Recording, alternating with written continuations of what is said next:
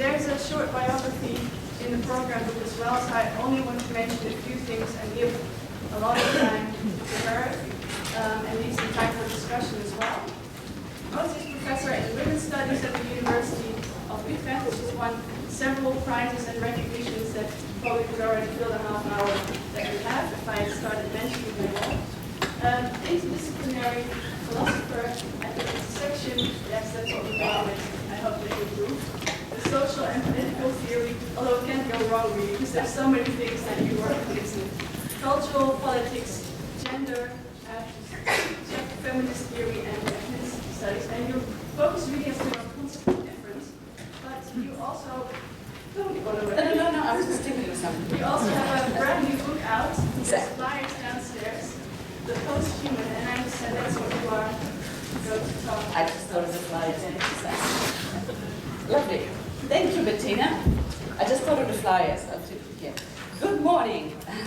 It's a great pleasure to be here. I've been traveling since 5 o'clock this morning from Utrecht. I'm exaggerating, 6:20, and I did everything wrong that a human being can do. So I was sitting on my train, it was going a mile an hour. There's all these fast trains were going past me, so I thought I'll never get to Groningen. It's a great honor, great pleasure to be here. Thank you to the organizers also for allowing me the great privilege of opening the proceedings of this amazing conference, which is a bit the talk of the town in the Netherlands. Groningen is a little bit of an outpost of academic culture, brilliant place, excellent university that combines tradition with incredibly funky events like this one. So we're all very envious and very admirative and wish you all the best for these amazing 3 days that you have ahead of you. As I thought of the 30 minutes that I have at my disposal, knowing that the flyer for the book is downstairs, and I would be very happy to talk about the Posthuman if there are questions about it, I thought that the serviceable thing to do for the conference was maybe to say something about affect and the affective turn and how it connects to political, social, but also methodological concerns. And in a sense, it is the background to the book of the Posthuman, which has just come out and that I'm very proud of. So basically, I have 3 points that I would like to cover. And I would love to ask the organizers to give me a 5-minute warning. When I'm 5 minutes away from the end, please raise a big cursor. A quick point about what affect means in my field of studies. I come from continental French philosophy at the intersection with the radical epistemologies that you've just heard. Then I would like to transpose that conceptual point about affect to a cartography of the affective political economy of capitalism. What kind of affects are we living in? And what kind of affective political economy are we caught in? And how do those relatively negative, I will give it away immediately, affects influence not only our general well-being, but our theoretical practice, our critical practice, the task of thinking and reflecting, which used to be what universities were supposed to be, before neoliberal economics came and turned it into something that we're absolutely not fitted for doing. So, political economy of advanced capitalism. And if there is time then, I would like, as a third point, to talk about the importance of the ethics of affirmation, of the ethics of joyful affects, which is the key to contemporary Spinoza's philosophies, whether we do them with Spinoza himself, you doing with the French Spinozis, which from Deleuze and Guattari through to Negri and Hart, and had such a large influence, not only in my field, but from studying the program of this conference, I gather also in your field of social geography, human geography. So these are the 3 points that I want to cover, and if I don't make them, I will just come back to them in the questions. I assume that if I say affective turn, and that's the first point, it will click, that it will ring a bell, that more or less you have a relationship with this thing. Otherwise, why would you be sitting in a conference on emotional geographies? Affects, however, are not emotions. If by emotions we mean the traditional 18th century theory of human passions, which has been always linked to a certain idea of identity, a certain concept of the individual born in the 18th century as coinciding with a certain vision of reason, a certain vision of self-regulating morality, a certain vision of human progress through the teleological development of our scientific and technological abilities. That human, that man, that vision of the subject had emotions. And if you are a good Franco-Dutch philosopher, you will know that Descartes himself, who spent most of his life in the Netherlands, did a lovely treatise of human passions in which he drew 54 or 56, I can't remember, basic human passions, as they were called, emotions, and defined them in all of their psychological and emotional and moral density. Those images of the passions were consequently illustrated by Charles Lebrun, so if you really want a prehistory of the affective turn, oh, I like it much better, much better. If you all turn on your phones, we will have a totally deconstructed, deterritorialized event. Perfect fine. I keep on talking because there half an hour is very important.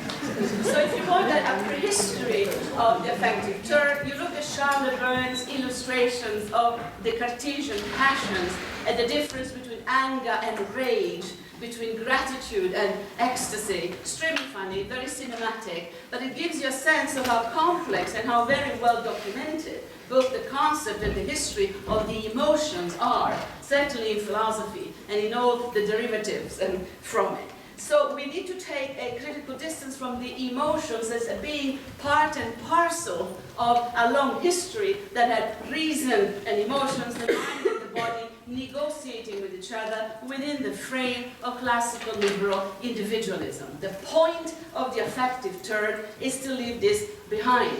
Is to start from the critique of individualism, to start from the critique of reason and its teleological connection to a certain idea of human progress, of human history. This is what my teachers, the post-structuralists, started doing in the late 1960s, 1970s. Foucault really with his critique of humanism in the order of things, but conceptually much more rigorous, Deleuze with Guattari on his counter-proposal for a philosophical system that would be based not on a molecular individual, but on a collective, transversal notion of a subject as nomadic, an assemblage, a relational entity. I think that's the punchline of the affective turn. And any attempt to reconnect the affective turn to a liberal individual notion of the subject misses the point to begin with, and it's going to get you into a methodological mess and in a set of theoretical contradictions. So we go affective if we go post-identitarian, if we go post-self. And the best way to do this, actually, is with contemporary sciences. If you enter this debate with neurosciences, or biogenetic sciences, or evolutionary theories, you're already halfway there. These theories do not assume a molecular individual self. They assume connectivity, relationality, what we would call, in the jargon of continental philosophy, collective assemblages. So the affective turn is this moment where, in response to the moral and cognitive bankruptcy of postmodernism, way back in the 1980s, more robust alternatives emerge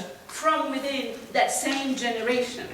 In opposition to Derridian understandability and Baudrillardian's nihilism, you get the materialism of Deleuze and Guattari emerging as a very robust alternative that brings back into the discussion the philosopher that we need for the third millennium, and a philosopher that we had simply left behind, and that is the great Jewish Dutch Spinoza, of course. The turn from Hegel to Spinoza is at the core of this, and it's a turn that happens in the late 1970s. The book that you need to read to enter this is Pierre Macheret, Hegel or Spinoza, written in 1979, translated into English last year, as a way of piggybacking the affective turn. Macheret really gets it completely right, and he gives you, in a sense, the alternative, a Hegelian dialectical system that opposes self to other in a structural antagonism that instills violence at the heart of the process of defining the subject, or a Spinozist monistic ontology where mind and body, nature and culture, intelligence and matter coexist, and in a very productive, self-organizing manner. Bettina is coming to visit me. Sorry, one thing we didn't think provide candles. It would have been so The whole building at this time is lost electricity, and they're already working on it. Then I can take it. This is not good. So hopefully it will come back any moment. Oh, we don't mind. We're busy. We can concentrate much better in the dark. Much brighter. So the monistic moment is crucial, and I think monism is the parallelism of mind and body, which is what Spinoza is all about. And there is a whole philosophical discussion on why our culture back in the 17th century fell in love with Descartes when the alternative was obviously Spinoza. There's a whole set of literature to do with this. Of course, as Lacan says, simple ideas usually work better. And it's usually simple ideas that are stupid. It's funny how stupidity really works. Dualism is very stupid, but it really works. It helps you organize the work. It helps you organize the relationship empire to colonies. It helps you organize all the great dichotomies that structure the power relations of our world. Man, woman, black, white, center, periphery. Works. Stupid, but it works. Monism is the clever one, but it implies complexity. It implies a far subtler way of defining the interaction between what is, for the rest of us, now caged in a dualistic frame. The turn to affectivity resting on the monistic ontology of Spinoza is a turn against dualism. Is a turn against those dialectical habits, definition by negation, which are so entrenched in our way of thinking and, let's face it, are so integral to the life of the university. Where would we be if we stopped saying what is wrong with what the others are doing? It is all the dialectics of negativity, makes the universities massive negative machines, makes the production of creativity not something that the universities are shining for, in spite of all the rhetoric about creative industries. We are monumental bureaucracies, as Gilles Deleuze, my teacher, put it, bureaucracies that intimidate you and make you frightened to do the only things we are good at, which is actually think about new conceptual schemes. Conceptual creativity is the key. It requires respect for complexity. It requires contempt for stupidity and simplification. A nightmare, to cut it short in the present context. So this monistic materialism is vitalist, and vitalism is a kind of worms, and it's a very complicated term, so I'll put it aside. We can come back to it in the discussion.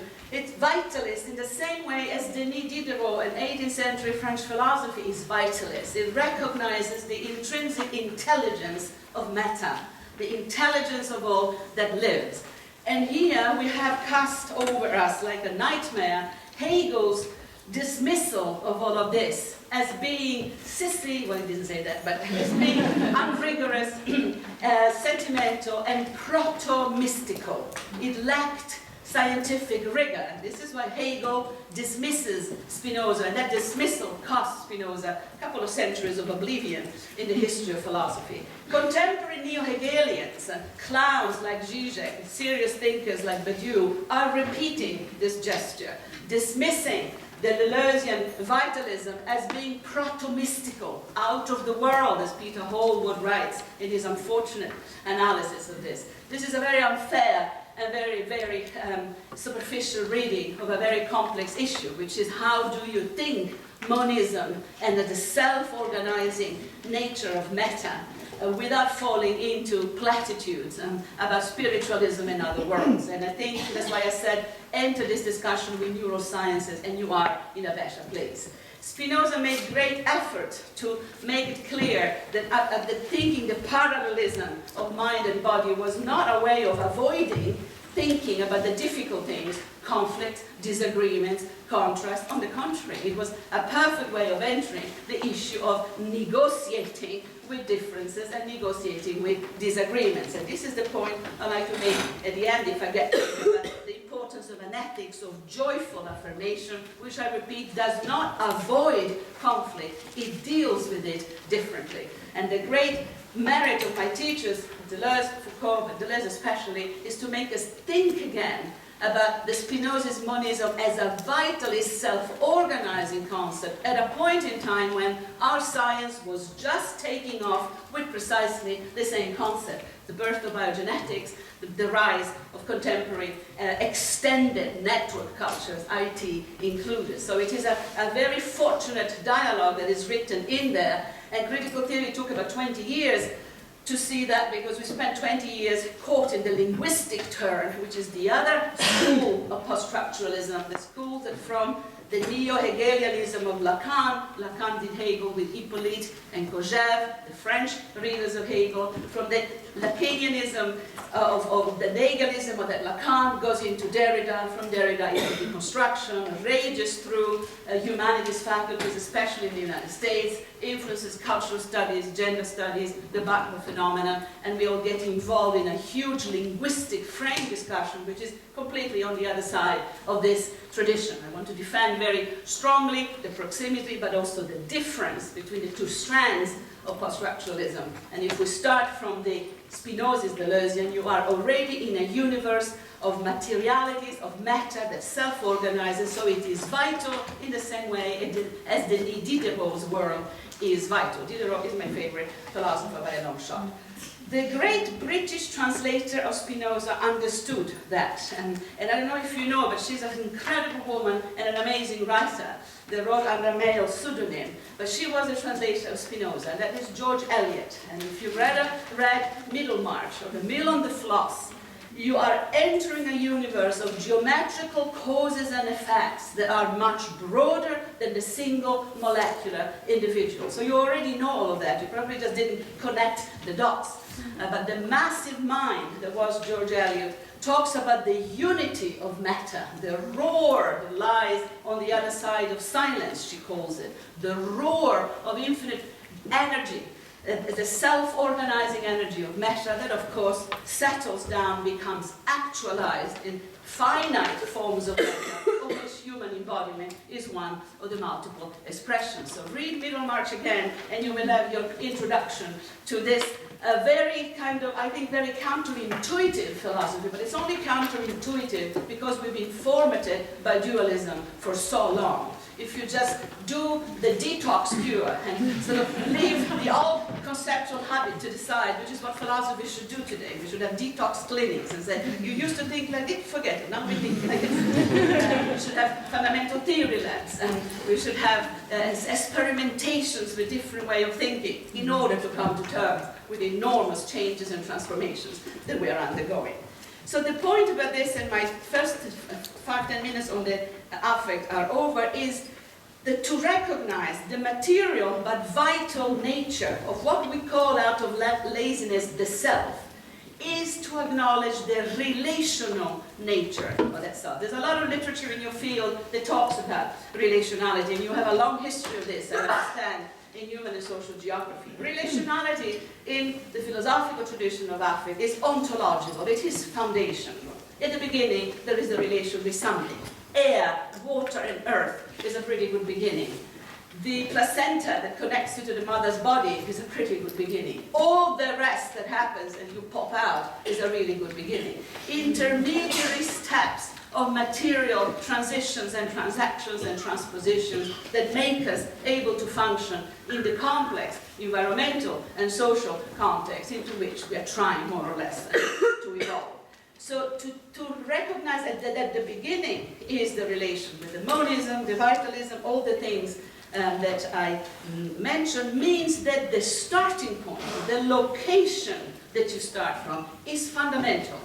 So there is, together with the parallelism of mind and body, the relational ontology, the monism, in a Spinoza's framework, the next crucial idea is the spaces that you're starting from, the specific plateaus, territories, location, the starting point that your particular exercise takes off from. And those are called, it's called the perspectivism of Spinoza, if you want to look at the technical literature by Don't You Die. But it is the perspective, there are perspectives. Deleuze does this very well, not only in the Spinoza book, but in the book on Leibniz, of course, on the fall. Perspectives. We start from different locations. In my political culture, feminism, the politics of location is fundamental. The personal is the political, but the personal begins somewhere specific, in a class, in a race, in a body, in a gender, in multiple sexualities, in different degrees of intensity, which we all carry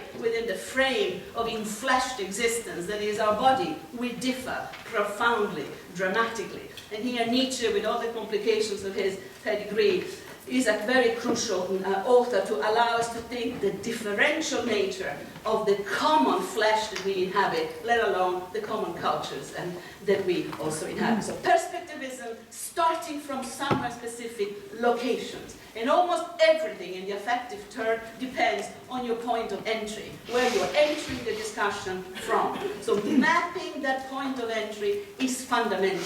And the practice of cartographies is how I would advise you to do the mappings. Cartographing readings and cognitive mappings, but it's already very pretentious. Just a good cartography of the entry point. How did I first encounter this discussion? What were the texts? What were debates? What were the quarrels? We academics spend all our life quarreling. So who were we quarreling against or for when you first encountered this particular term? Crucial to map the point of entry, and from that moment on, draw the different levels as much as possible of relational connections that make that idea work or not for you. I would like to defend affect as a robust alternative to the debacle of postmodernism, an alternative which was evolved in the 1960s and 70s at the same time as postmodernism and has taken a very different route. Took us almost 20 years to hit the big mainstream, but we're in the middle of this right now, and I think it's crucial that people like you who are at the intersection between the exact sciences and the social and human sciences, that you actually draw that bridge and you make the affective turn into something more rigorous and more effective. I thought of something before that maybe it was a universe out there, that there was sunlight there. Nice thinking. We heard the roar on the other side of silence and we thought, open the windows. Excellent. Okay, that was effective, and then affect. And I could almost stop there because basically I said everything I wanted to say. But I want to quickly give you an example of a cartography by drawing my own reading of what is the political affective economy of advanced capitalism. It's my own cartography as an exercise and also as a dialogical exchange. And then I will come back to something more conceptual at the end in a defense of joyful passions or affirmative affects. The task of drawing a cartography of the affective political economy of advanced capitalism is a full-time job. And it goes into academia into different headings. And you will find it in globalization studies. You will find it in, certainly, gender, sexuality, queer studies. You will find it in race and post-colonial studies. You will find it in peace and conflict and humanitarian studies. You will find it in disability, and I discovered recently FET studies. You will discover in a number of areas that have one thing in common. They all call themselves studies. If you look for this in the disciplines, you're going to be in a spot. So at the beginning of my cartography is the great divide, disciplines versus studies, which is at the heart of a great deal of more policy-making literature at the moment about what the university should do and what kind of university we should become. I would argue that anything of interest in the last 30, 40 years was at least at the intersection between the disciplines and the studies. I would discover the studies areas as the great nomadic exodus from the classical disciplines going out towards first the 20th century and now massively towards the 21st. Unless the universities embraced seriously the methodological as well as theoretical challenges of the studies areas, we're going to be really lost for a mission and a profile. There is a lot of vitality at the margins, and as usual, the center, the panoptical center, is dead still, self-replicating within shrinking territories, which, by the way, is the genetic definition of extinction. Studies, and the idea that we needed to, from the beginning, map what was happening to us is connected to the awareness in the late 1970s, really, after May 68 for my political culture. 1970s, 1980, the understanding that capitalism was mutating, and that the mutation of capitalism was going to change a number of rules of the game. Depending on when you were born, the idea of the mutating, flexible nature of capitalism may seem a banality. Please talk to some of your great-grandparents who used to be people of the European left, people who believed that there would be a point in space and time when capitalism would actually break. They used to call themselves Marxists. Remember some of them? We still have them in the zoos, some of them. Yeah. Extinct species. Some of them were communists. In my culture, Italy, in my original homeland, all the communists were anti-fascists. So if you were an anti-fascist, you were a communist. Very complicated, again, cartographies in history. But the idea that there would be a breaking point of capitalism is built into the Hegelian Marxist philosophy of history. And it is absolutely central to a whole history of European social sciences, whether you are to the right or to the left, it doesn't matter, because it gives you a methodology. It gives you a philosophy of history whereby you can trace the development, diagnose them, and say the breaking point will be imperialism. That is already classical Leninism. The breaking point will be the women's revolution. The breaking point will be the union strikers under Margaret Thatcher. We spent our youth looking for the breaking point. And until we read a book, at least I read a book called Capitalism and Schizophrenia by Gilles Deleuze, first volume 1972, second volume 1000 Plateaus 1980, in which the thesis is very simple. Capitalism is not going to break, it's going to bend. And the flexibility of the system, its ruthless, opportunistic flexibility, is what makes simultaneously Marxism and Hegelianism antiquated philosophies that don't get it, and makes the urgency of developing a different philosophy of history all the more tragic. I would say that we've been looking for an alternative to that philosophy of history ever since. And the turn to Spinoza, see the first part of my intervention, is absolutely built into this, where you would not have a teleological vision of history, you would have a micro-political understanding of how our own activism, our own active engagement is going to determine the shape of things to come. There are no macro structures of history. There are active engagements with the course of things, and usually humble and not always grandiose, but they will determine the course of history. Negri is still at heart a Marxist, is not a Spinozist, if he can truly believe that the course of history will be determined by the global rise of the multitudes. The multitude as a historical subject is a variation on the Hegelian Marxist notion that somebody is in charge of the course of history. The idea that in fact there is nobody in charge, no pilot in the plane. That capitalism is a ruthlessly pointless system that drives you crazy because it has no inbuilt purpose. And that is the bad news that the post-structuralists bring to the critical theory in 1970 This is why the communist parties of Europe will kill them. They will just have enormous... Sartre has a huge fight with Foucault. Deleuze is expelled from every single possible organization. It's exactly like Spinoza. These people are iconoclasts. They do not believe that any institution is in charge. So, if the system bends and not breaks, a number of things fall. And you may know this fallout as postmodernism, but please don't use the term, it's completely useless. And it is simply cognitive and moral relativism. It has been classified, labeled as such. I wouldn't use it, certainly don't use it in applications. Just don't use any post in applications. Certainly don't use postmodernism. And yet on the back of that bankruptcy, then, we need to let a number of things fall. The first one that falls crashingly is the notion of ideology. Fukuyama, the great right-wing theorist of the American century, and sort of puts the nails in the coffin, death of ideology, 1989. If anybody here is from the former Eastern Europe, you can speak. Your cartography would look very different from that of any Marxist from what was Western Europe. Ideology is gone, only one ideology left standing, the victory of capitalism over everything else.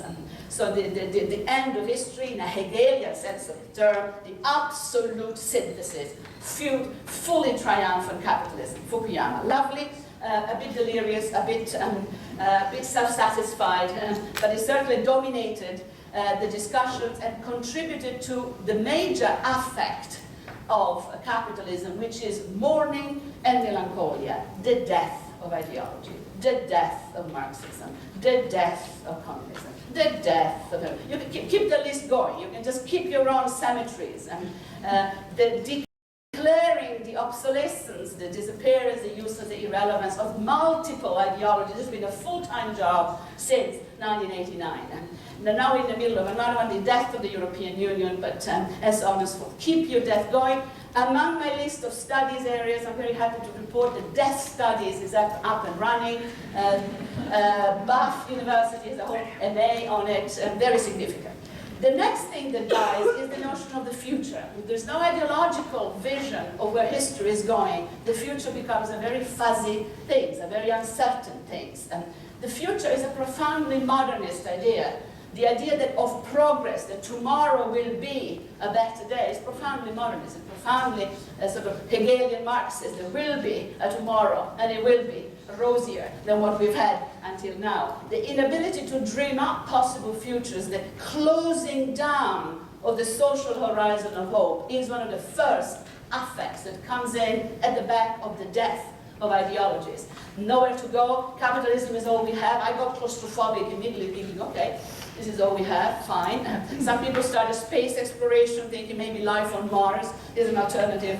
But that sense of the closing of the horizons. Some of you were probably born in that claustrophobic climate, and you may put it down to adolescent traumas. No, trust me, it was really historically very clearly framed. Death of the future, death of politics. If there is no ideology, if there's no overall blueprint, what do we get engaged with? What is the political passion that motivates us? And for people in the human and social sciences, with the death of the political passions, theory. What is the status of theory? In the Hegelian Marxist regime, the theoretician was the diagnostician. He did the diagnosis of where history was going. The cartographer was the person in charge of telling you where the forces of history were going. If now there is no teleological line, then who is the theorist of this revolution? Who is the theorist that can explain to us where we are going? And if you look at publishing catalogs, always a good exercise for any scholars, you will see this desperate attempt to invent a new master thinkers. And again, at the back of the postmodernist bankruptcy, invent new ones, find one that can give us the messianic truth. It's almost desperate. And it's quite ironic, I mean, most of the people who get put in the role of master thinkers are, of course, white males, and mostly of the cynical kind since we've entered the death of ideology, and one more sexist or more anti-feminist than the other. So I'm not terribly impressed with what we've been given as figures and of intellectual enlightenment since the death of my teachers, and I already mentioned some of them before, so I shall not repeat them. But Bruno Latour, a very distinguished, serious scholar, says, can we still do theory in the same way? And if we don't do theory, then what do? We're submerged by hard data. We are drowning in hard data, because as we go through our ideological problems, of course, the digital culture comes up and running. There's the big scientific technological revolution of the day takes shape. We are submerged by facts and figures. What do we make of them? I believe from the little I've read that in your field, this is a problem as well. And you get more and more people coming up and say, I have this data banks, now give me the narrative. As if one could take the narrative like a beautiful sauce and sprinkle it over a badly cooked roast. I'm a great cook, let me tell you, it doesn't work like that. The connection between the sauce and the meat is infinitely more complicated. It's a relation. You don't pour a narrative sauce over hard data and hope that it matches. That's what bad meals are made of. We need a relational, more organic relationship between the hard data that we come up with, the facts and figures, and the relational discourses that we're able to engage with. They are mode of relation. A discourse is a bridge across to another constituency, saying, okay, what can we make of this? And of course there are narratives, of course there are representational schemes, but those representational schemes need to be negotiated, and they get negotiated in the confrontation of differences, disciplinary differences, but also ethical, conceptual, ethological differences, and differences of temperature, difference of temperament, difference of vision, differences. It is that complex dialogue. It's not even interdisciplinary, it's transdisciplinary and intrinsically antagonistic that we need to engage in. That would be critical theory for this millennium. Anyway, my teacher Foucault said, and I think he was right, it will be a long time before the Western world is capable of a primary philosophy. All we can do for a while is critical theory, because we are really dealing with the debris of the collapse of the Hegelian Marxist worldview. And that debris fallout is going to take quite some time. So let's not be in a hurry. Let's work through, like good archaeologists of knowledge, was one of Foucault's books. Let's do our archaeological work and deal with the debris from formal conceptual worlds, and then out of that, and I'm pretty confident, we can reconstruct communal discourses. So a series of already pretty mournful affects emerge from this. The death of, state of mourning, closure of the horizon, depending on what age you had, depressions, and even in the case of my culture, some very serious suicides occurred when people think that this is it, that history has ended, that there is no further future, that we cannot imagine an active moral political philosophy for the third millennium outside the conceptual schemes which have fallen apart. So depression, burnout, negativity, one of the main affects of our culture. The statistics on this, speaking of hard facts, are staggering. I do work with people from death studies. What is happening not only with depressions and burnout, but where the depressions and burnouts are happening is truly astonishing. The generation of the young ones, the youth, the famous label of the youth, is in the eye of the storm. Youth for suicides in the UK are the highest, and I think since the 30s proportionally, Scandinavia and all the other places already were. I would say depression and burnout pretty high up on the list, and spiritual dullness as a whole. Very much an affect in our culture. And connected to this, because my time is really running out, I would add that one of the main reasons for this negativity of the affect is the perennial presence of wars in our political culture, in our geopolitical relationship. The extent to which we are cultures at war and we deny the fact that we are at war is one of the great sources of unrest, certainly for my students, but certainly for my generation as a whole. We are at war. The Dutch Special Forces are a model. Even Hillary Clinton, when she was Secretary of State, praised the work that the Dutch Special Forces are doing in Afghanistan. You are a major military power. The army of drones, the post-human, post-anthropocentric machines with which we fight contemporary wars. Drones, unmanned flying vehicles that cost quadrillions, and President Obama has committed billions to building up the fleet of drones, the post-human machinery of drones. A great deal of the algorithms and the maths for it are done at Delft University. MIT, of course, is the major university that produces the science for this new equipment, the necro-political machinery of our system. Every university benefits from it. Utrecht got a special military hospital built because of the Afghanistan war and the wars of conquest in general. Follow the wars. Remember that we are at war, that there are corpses flying in all directions, and that the greatness of our culture at the moment is that we don't fight wars with humans, we fight them mostly with machinery, post-human wars, and the whole humanitarian crisis that goes with it. How do we feel about this?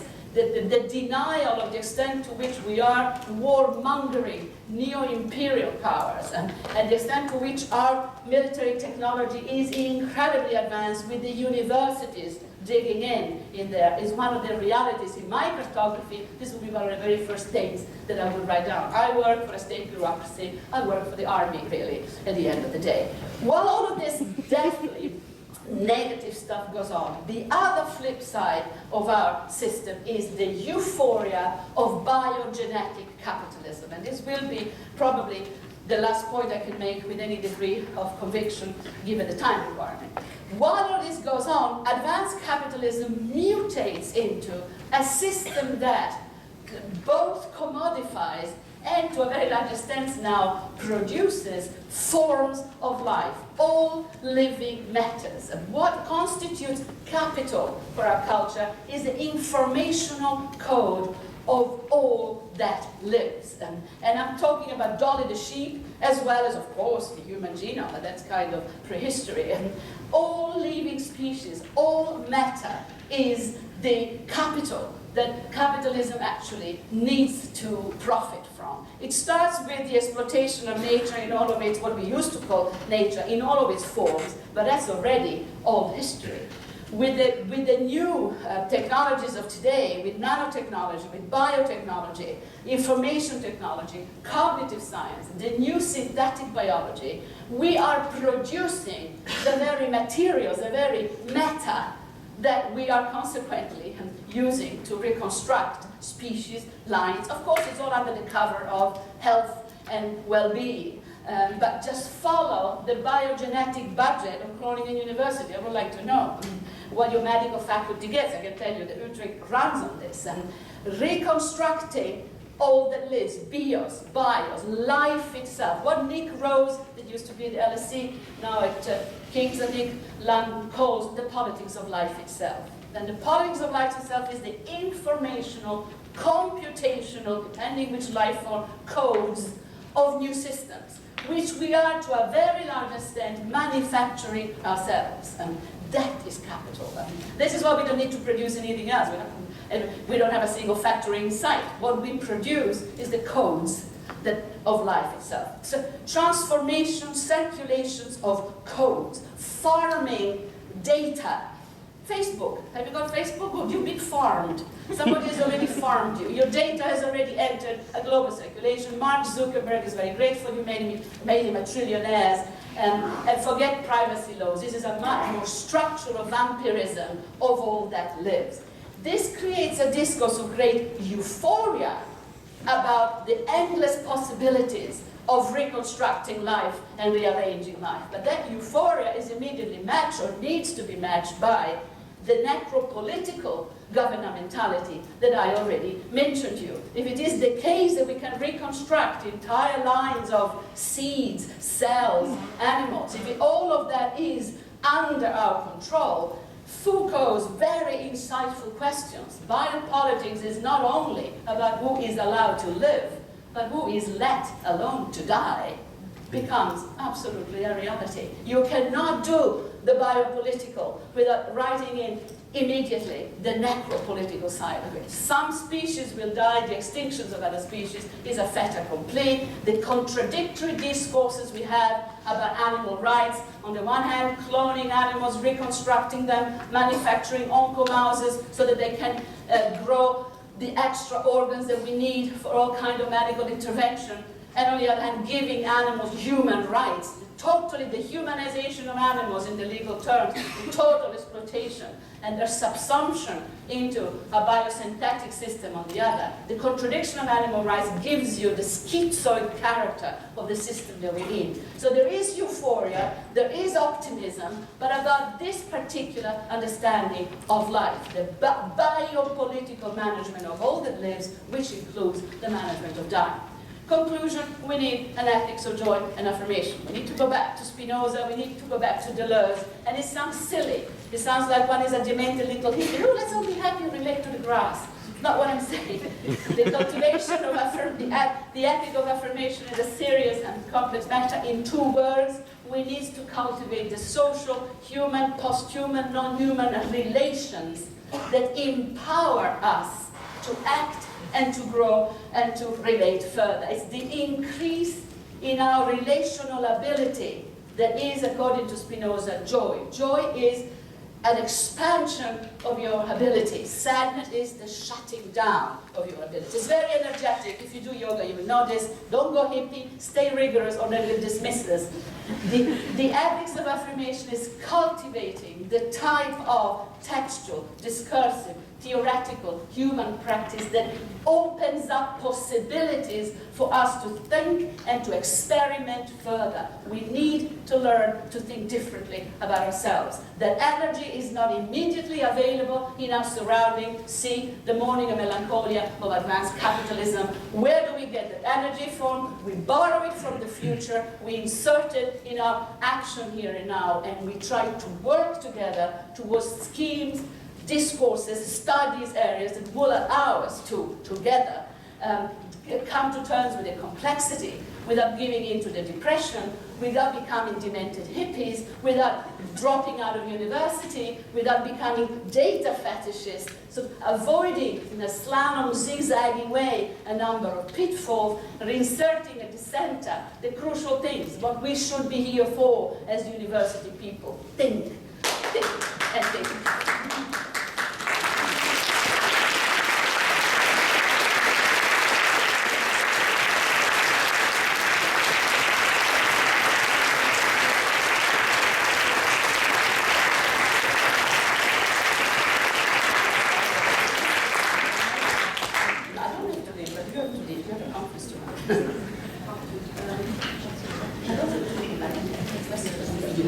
Well, just a sort of household announcement. It is now time for coffee for half an hour, and I know that